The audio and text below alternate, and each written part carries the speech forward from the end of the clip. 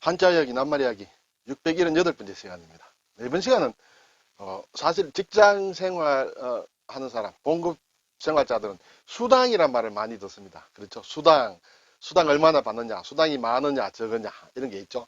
상여금과는 좀 다릅니다만 어쨌든 수당이란 말을 굉장히 많이 하는데 이 말의 뜻은 다 압니다. 그렇지만 글자 그대로의 뜻은 무엇이냐 하는 걸 한번 살펴보겠습니다. 우리가 보면 시간 외 수당, 요즘 뭐 또 초과 근무 수당 또는 뭐 예전에는 잔업 수당이라고 됐습니다. 그때 시간을 지났어, 정규 근무 시간 지났어 휴가를 할 때 주는 돈이다, 수당이다. 또 가족이 몇 명 있으면 가족 수당이라는 게 또 나오기도 하고, 또 요즘 뭐 주휴 수당 뭐 이런 것도 있죠. 여기서 이 수당이라는 게 도대체 무슨 뜻이냐? 우리말이냐, 일본말이냐?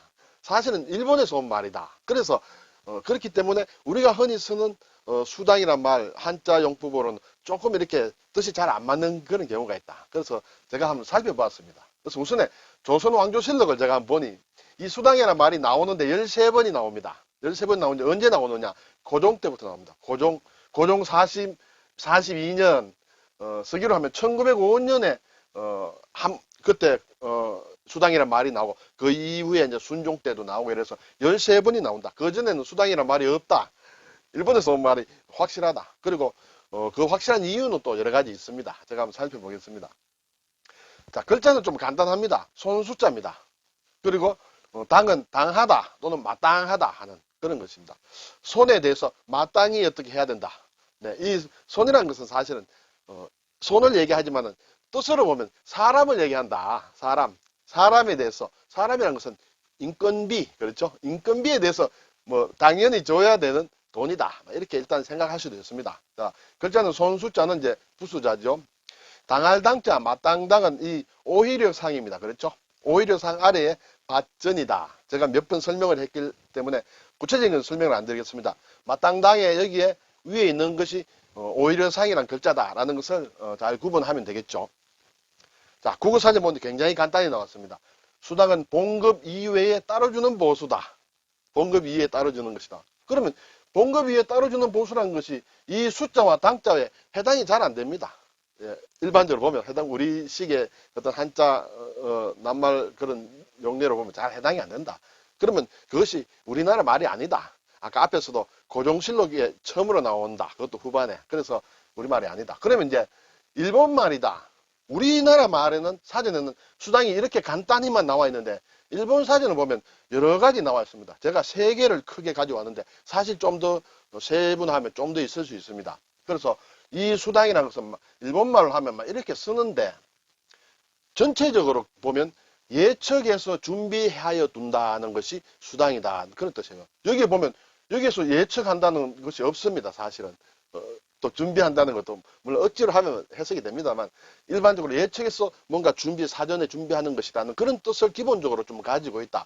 그렇게 해서 이제 나오는 세세한 내용을 보면 노동의 보수로 지급하는 돈이다. 네, 이것은 우리나라 사전에서 나와 있는 것과 뜻이 같습니다. 같은 뜻으로 쓰입니다. 좁은 뜻으로 보아서 기본급 이외에 지급하는 돈을 가리킨다. 일반적으로 급여화하게 되면 기본급이 있고 또 수당이 있다. 이렇게 되겠죠. 그래서 기본급 이외에 지급하는 것이 이제 수당이다.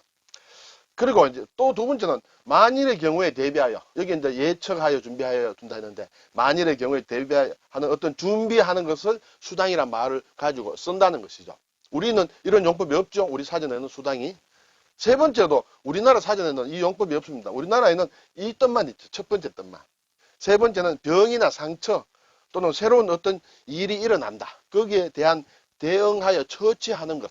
그것을 수당이라 한다. 그래서 일본말이기 때문에 일본 사람들은 이렇게 내용을 잘게 잘라서 다른 뜻으로도 많이 쓰는데 우리는 첫 번째 뜻으로만 가지고 와서 지금까지 쓰고 있다. 그렇게 되겠죠. 우리가 이러한 글자를 쓰고 두 번째나 세 번째 뜻으로는 쓰지 않는다. 그런 얘기가 되겠습니다. 자, 그러면 일본에서 이 수당이란 말이 생겼는데 어떻게 유래가 어떻게 되느냐를 제가 좀 찾아봤습니다. 여기에서 글자 한자냐 따져보면 여기서 수라는 것은 일하는 사람이다. 그래서 인수다. 사람의 손이다. 그것은 사람의 일손을 뜻한다. 인력을 얘기한다. 그렇게 되는 것이에요. 수라는 것은. 그리고 당이라는 것은 이제 이 당자는 마땅 당자는 일본식으로는 신자체로는 이렇게 쓰죠. 그래서 이것은 충당한다는 뜻이에요. 우리도 충당할 때 이 당자를 쓰죠. 그래서 준비한다, 처치한다. 어떤 일하는 사람에 대해서 뭔가 충당한다는 것은 사람 손에, 일 손에 따라서 뭐 준비해 놓는다. 거기에 따라서 뭐 처치한다는 이제 기본 뜻을 좀 가지고 있는데, 처음에는 이 낱말이 나왔을 때는 일본의 무로마치 시대다. 무로마치 시대에 나왔는데, 이때는 수당이란 말이 어떤 일을 할 때 필요한 일꾼, 요원, 어떤 필요한 사람이다. 요원을 뜻했다는 것이죠.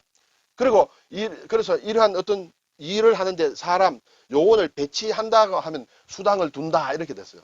그렇게 되면 수당이라는 것은 사람을 뜻한다. 그러다가 시간이 지나면서 이제 에도 시대에 들어왔다. 에도 시대에 들어와서 이제 뜻이 좀 바뀝니다. 이 단순한 어떤 사람이란 뜻에서 바뀌어서 노동의 보수다. 여기 노동이라는 것은 사실은 요원과 관련이 있죠. 사람과 관련이 있다. 그렇죠? 그런데 여기에 보수란 말이 이제 더 들어갔다는 것이죠. 그래서 노동의 보수 또는 임금이다. 또는 행하다. 행하라는 것은 팁을 얘기한다. 쉽게 얘기하면. 그렇게 이런 뜻으로 바뀌었습니다. 그런데 사실 이 당자에 보면 갚는다 또는 보수로 준다. 마땅히란 뜻이 있죠. 그래서 수당이라면 어떤 인력에 대해서 사람의 일에 대해서 마땅히 갚아야 되는 보수다라는 뜻으로도 새길 수도 있는데 어쨌든 그런 뜻이 포함이 됐는지 안 됐는지는 모르겠습니다만 여기에서 노동에 대한 보수를 가리키는 의미로 이제 확대가 됐다. 그러면서 다시 질병이나 상처의 처치, 돈에 대한 것이 아니라 사람이 다쳤다든지 이때 간호를 하지 않습니까? 그래서 응급처치를 한다.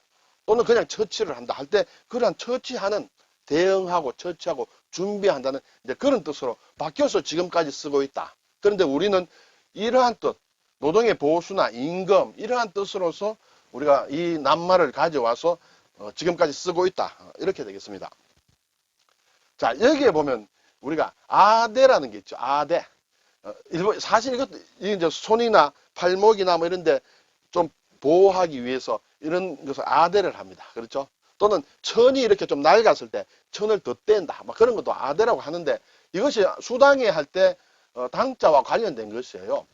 원래 발음을 하면 사실은 아테나 또는 아떼나 막 이렇게 되는데 우리는 아대로 읽어서 하는데 여기에 받친다는 것이에요. 보호해주기 위해서 이렇게 받쳐주는 것. 그것을 예를 들어 뼈가 좀 안 좋다 그러면 이렇게 부목을 댄다. 그런 것을 댄다는 뜻이에요. 거기에서 나온 것이 사실은 이 수당의 단위예요. 그래서 그것이 질병과 상처를 처치한다는 뜻으로도 쓰인다는 것이에요.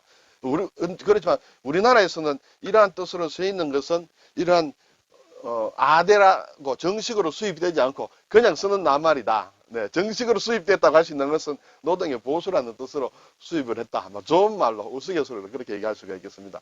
네. 자, 그래서 앞에 다시 살펴보겠습니다. 정리하면 우리나라 국어사전에는 수당은 봉급 이외에 따로 주는 보수다. 이렇게 되어 있는데 일본식으로 보면 에도 시대에 노동의 대가로 어떤 처치를 한다. 대응을 한다. 노동의 대가를 주는 보수다. 노동을 했으므로 거기에 대해서 뭔가 대응을 해야 되겠죠. 그냥 가만히 있으면 안 되죠. 일 시켜놓고 가만히 있으면 안 되죠. 대응 또는 처치를 해야 된다. 그래서 주는 것이 자 초과 근무를 했으므로 거기에 대해서 대응해서 돈을 준다. 그렇게 되겠죠. 가족 수당은 자 이 사람은 근무를 하는데 가족이 3명이다. 또 4명이다. 그럼 가족 숫자대로 돈을 좀 더 주겠다. 그래서 주는 것이 가족 수당이다. 벽지 수당이다. 자 아주 산골이나 이런 도서 벽지에 근무를 하게 되면 근무 환경이 안 좋고 문화적인 혜택도 못 받고 하니까 야, 벽지에서 고생한다. 거기에 대해서 우리가 대응하고 처치해서 돈을 준다 하는 것이 이제 벽지 수당. 이외에 이제 수당이 굉장히 많죠.